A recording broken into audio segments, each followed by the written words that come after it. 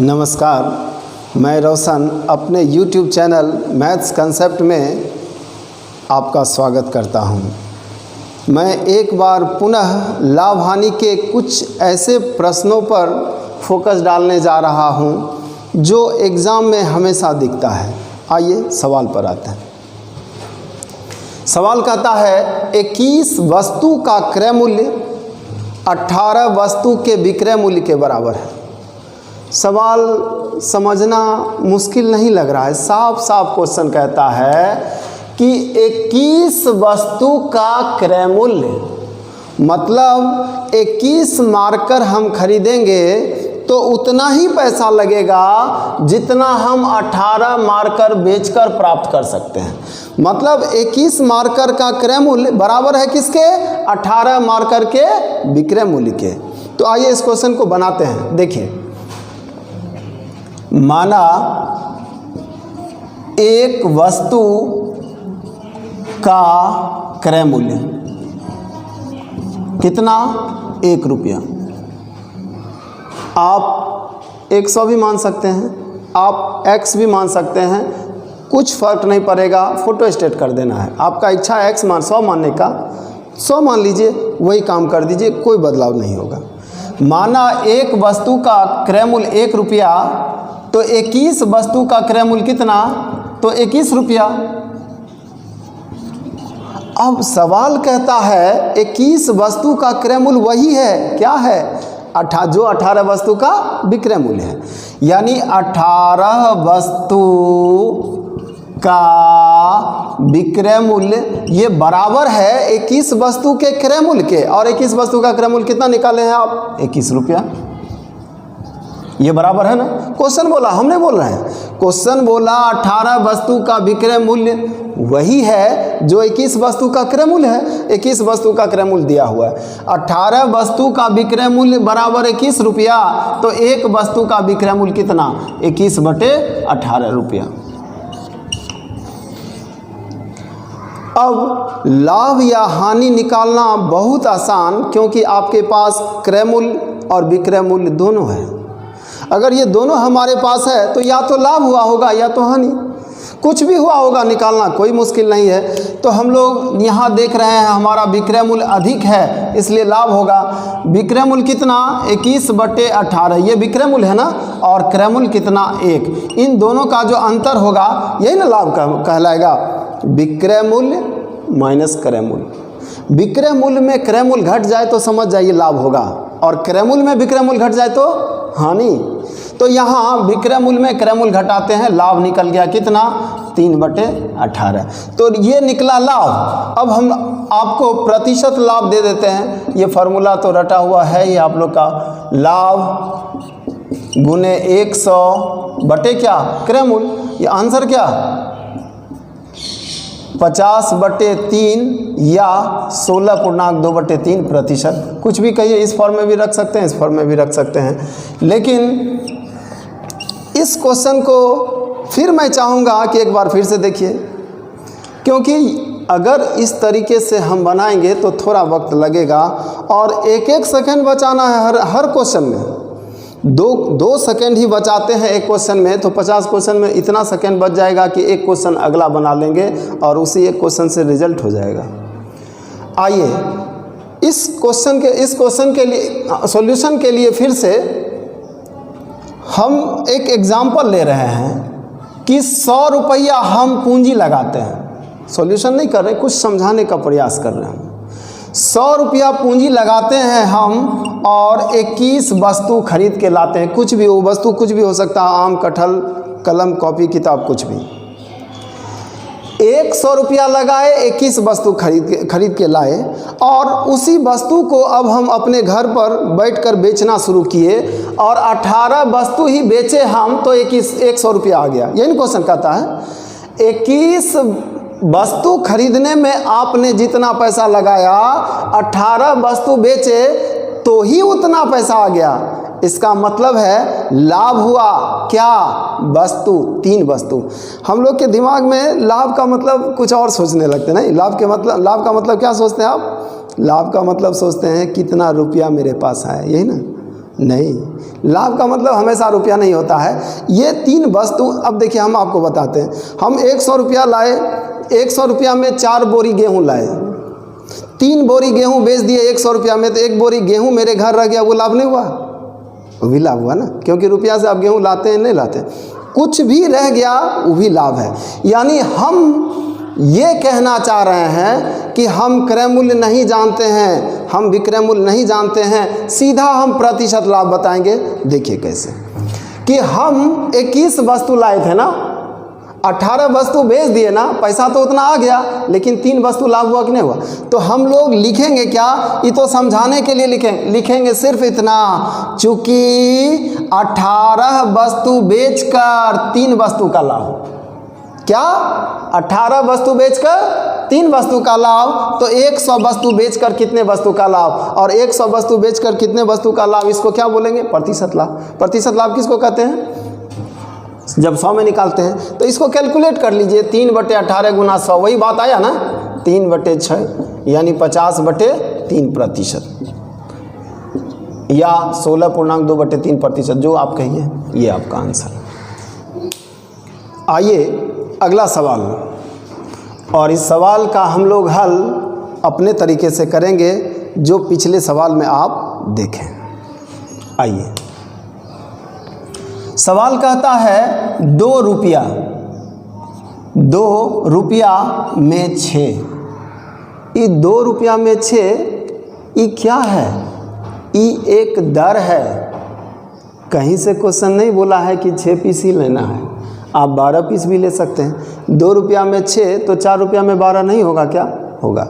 और बेचने का दर क्या है? तो बेचने का दर है 4 रुपया में 9। अब आपको क्या करना है कि यहाँ देखिए रुपया भी अलग है और वस्तु का संख्या भी अलग है, इधर रुपया है, इधर क्या है? इधर वस्तु है ना। तो आप देखेंगे क्या कि यहाँ आप 2 रुपया में खरीद रहे थे, यहाँ आप 4 रुपया में बेच रहे हैं। आप या तो वस्तु को बराबर कर लीजिए या तो रुपया को बराबर कर लीजिए, बहुत आसान है। 2 रुपया में आप 6 पीस खरीद सकते हैं, तो इसको 2 से गुना कर देंगे तो ये 4 नहीं हुआ क्या? अब वस्तु कितना मिलेगा? 12। मुश्किल है क्या? कुछ किए आप कुछ नहीं किए, अभी तक आपने कुछ नहीं किया। 4 रुपया में आपने खरीदा क्या? 12 वस्तु। 4 रुपया में आपने बेचा क्या? 9 वस्तु। 3 वस्तु का फायदा हुआ ना, बस आंसर दीजिए। 9 वस्तु बेचकर कितने वस्तु का फायदा? 3 वस्तु का। और 100 वस्तु बेचकर कितने वस्तु का फायदा? यही प्रतिशत फायदा हो गया। कोई लाभ नहीं, कोई हानि नहीं, कोई क्रय मूल्य नहीं, कोई विक्रय मूल्य, कुछ नहीं, सीधा प्रतिशत लाभ। 3/9 गुना 100, यही आपका आंसर है।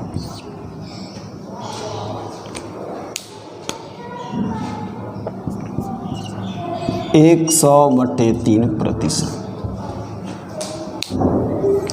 आइए अगला सवाल आपका। पिछले सवाल में क्या था? पिछले सवाल में लाभ प्रतिशत या हानि प्रतिशत पूछा था, लेकिन इस सवाल में प्रतिशत नहीं, लाभ चाहिए। कितना रुपया? लाभ भी रुपया के रूप में, ऐसा नहीं कि वस्तु के रूप में। यानी सवाल में थोड़ा सा परिवर्तन आया, लेकिन हमारे सॉल्यूशन में थोड़ा भी परिवर्तन नहीं आएगा।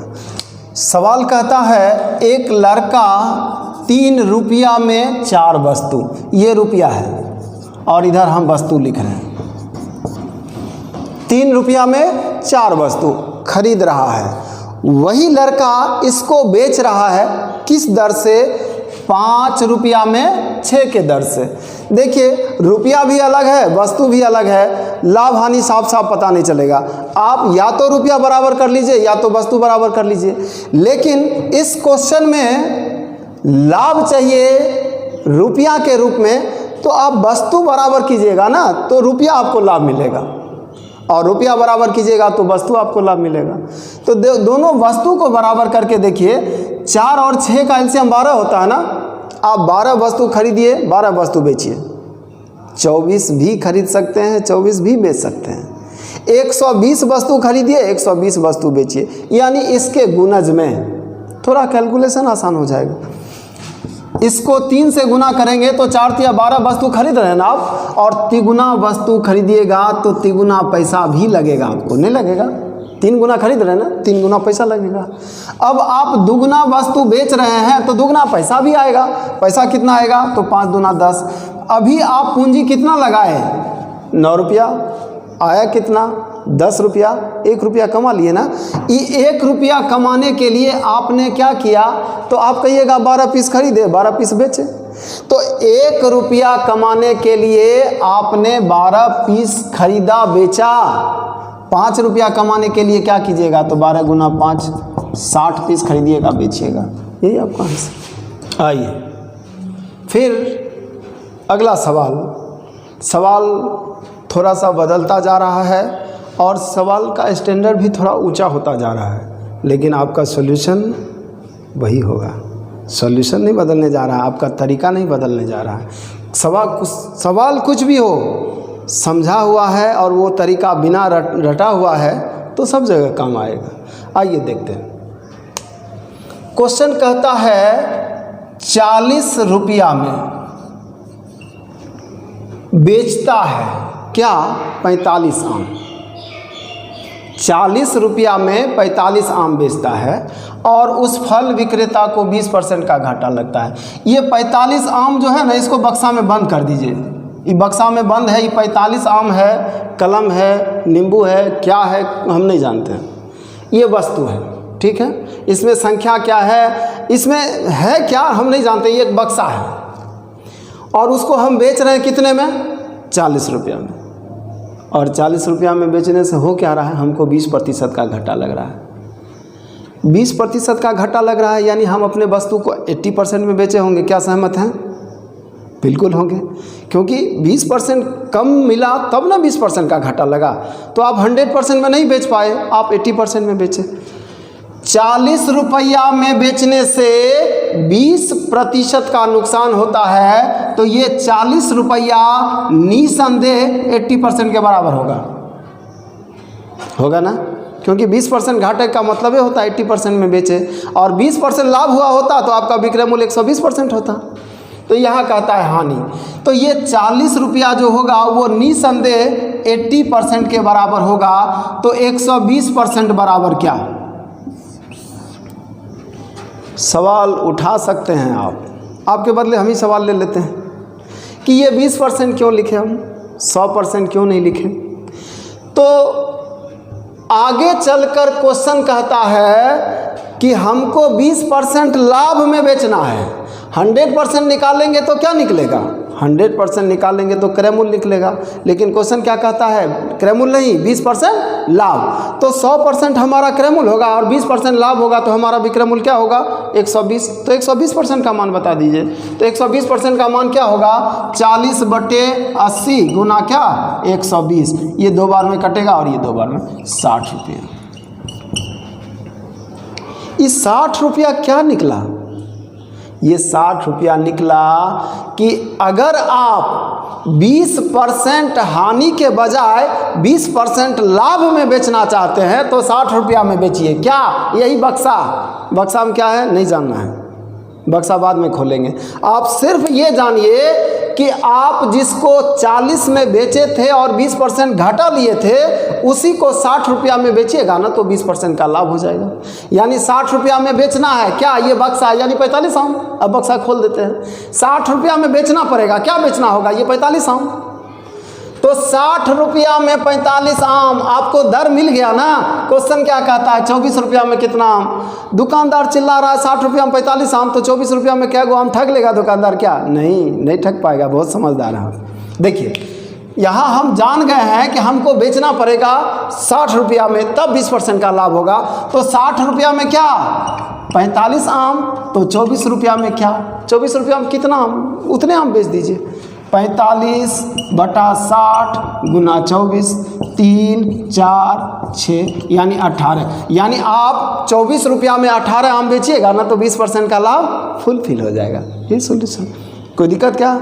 नहीं। आगे चलते। अगला सवाल कहता है, एक प्रकाशक एक खुदरा विक्रेता को 5 रुपया प्रति पुस्तक की दर से अपनी पुस्तकें बेचता है, परंतु 24 पुस्तक के स्थान पर 25 पुस्तकें दे देता है। मतलब खुदरा विक्रेता को 24 पुस्तक खरीदने पर एक पुस्तक उपहार स्वरूप या फ्री मिल जाता है, यानी एक पुस्तक का पैसा उसको नहीं लगता है। आइए देखते हैं सवाल को। खुदरा विक्रेता 24 पुस्तक खरीदता है तो उसको कितना पैसा देना होगा? 24 गुना 5। खरीदने का दर 5 रुपया प्रति पुस्तक है, 24 पुस्तक हम खरीदते हैं, 120 रुपया लगेगा। अब उसी पुस्तक को हम बेचते हैं, तो हम जब बेचते हैं तो हम कितना में बेचते हैं? 6 रुपया में। ये साफ साफ प्रश्न कह रहा है। खुदरा विक्रेता उसे 6 रुपया प्रति पुस्तक की दर से बेचता है और उसके पास पुस्तक कितना है? उसके पास पुस्तक है 25। तो उसके पास आएगा कितना? उसका विक्रय मूल्य कितना होगा? उसका विक्रय मूल्य होगा 150 रुपया। उसने खरीदा था कितने में? 120 में। बेचा कितने में? 150 में। तो लाभ कितना हुआ? तो आप कहिएगा लाभ हुआ 30 रुपया, और लाभ 30 रुपया हुआ तो प्रतिशत लाभ निकालना क्या बड़ी बात है, निकाल लीजिए। 30 गुना 100 बटे क्या? क्रय मूल्य।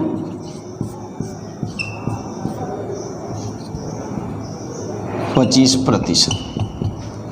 ये आपका आंसर है।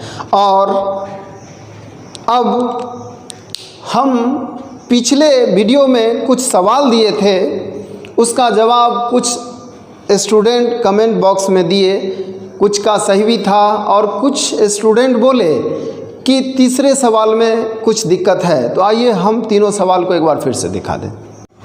आइए पिछले सवाल का आप हल ले लीजिए, जिसका हल आप चाह रहे थे।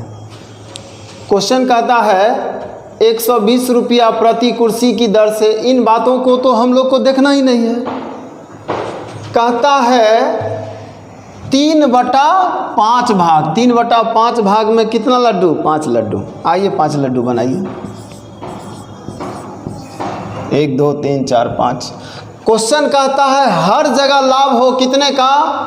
30% का, यानी हर जगह 30 30 30 30 30 चाहिए। तो आपको कितना चाहिए? 150%। और कहता है 3/5 भाग, यानी 5 भाग में से 3 भाग बिक गया है, कितने परसेंट लाभ पर? तो 16% लाभ पर। आपको मिला कितना? 16 16 16, यानी अभी तक आपको 48% मिला है ना। तो आपको और कितना चाहिए? 102%। कितने लड्डू में? आपके पास 2 लड्डू और है। 5 लड्डू बेचना था ना, 2 लड्डू और है। तो 2 लड्डू में इतना, तो 1 लड्डू में कितना? 51%। आया समझ में? और कुछ लोग का आंसर भी यही था। अगला क्वेश्चन देखते हैं।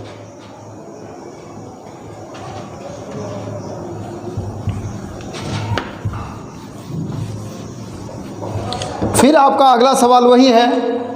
एक व्यापारी ने इतना तार, इतना, ये कुछ देखना ही नहीं है। क्वेश्चन कहता है 80%। 80% का मतलब होता है 4/5 भाग। देख लीजिए, 80/100 काटेंगे तो 4/5 भाग आएगा ही। यानी आपको सिर्फ ये देखना है 4/5 भाग का मतलब 5 लड्डू। आइए 5। क्वेश्चन कहता है उसे पूरे माल पर 25% का लाभ हो, यानी हर जगह 25% का लाभ हो। 25 25 25 25 25, यानी इसे लाभ चाहिए। हमारा टारगेट क्या है? 125% का, ये हमारा टारगेट है। और जो बेचे हम उसको कितने प्रतिशत लाभ पर बेचे? तो वो दिया हुआ है 20% लाभ, यानी आपने बेचा कितना? क्वेश्चन कह रहा है 80%। 80% का मतलब होता है 4/5 भाग। आप 4 भाग बेच चुके हैं। आप 4 भाग बेच चुके हैं। कितना में? 20 20 20 20। तो अभी तक आपको कितना मिला? 80। और इसके बाद जो आपको चाहिए वो आपको कहाँ से मिलेगा? यहाँ से। एक ही लड्डू आपके पास बचा हुआ है, तो 80 मिला है और चाहिए कितना? 120। 80 घटा लीजिए, इसमें कितना आया? 45%। यानी इस लड्डू में आपको कितना प्रतिशत लाभ चाहिए? 45। यही आंसर। आइए तीसरे सवाल को हम लोग देखते हैं।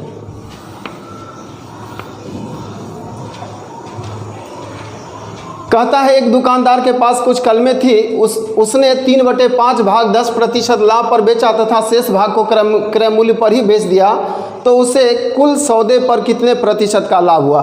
3/5 भाग का मतलब होता है 5 में से 3, 5 लड्डू, उसमें से 3 भाग 10% लाभ पर बिका है, 10, 10, 10 और शेष भाग क्रय मूल्य पर ही बिक गया है, मतलब वहाँ कुछ नहीं मिला, ना कोई लाभ ना कोई हानि। यहाँ हमको 0% मिला, यहाँ हमको 0% मिला, तो कुल मिलाकर लाभ कितना? 30 और कितने लड्डू में? 5। आपका लाभ कितना हो जाएगा? 6%। यही आंसर होगा। या औसत भी निकाल लीजिए, औसत भी वही होता है।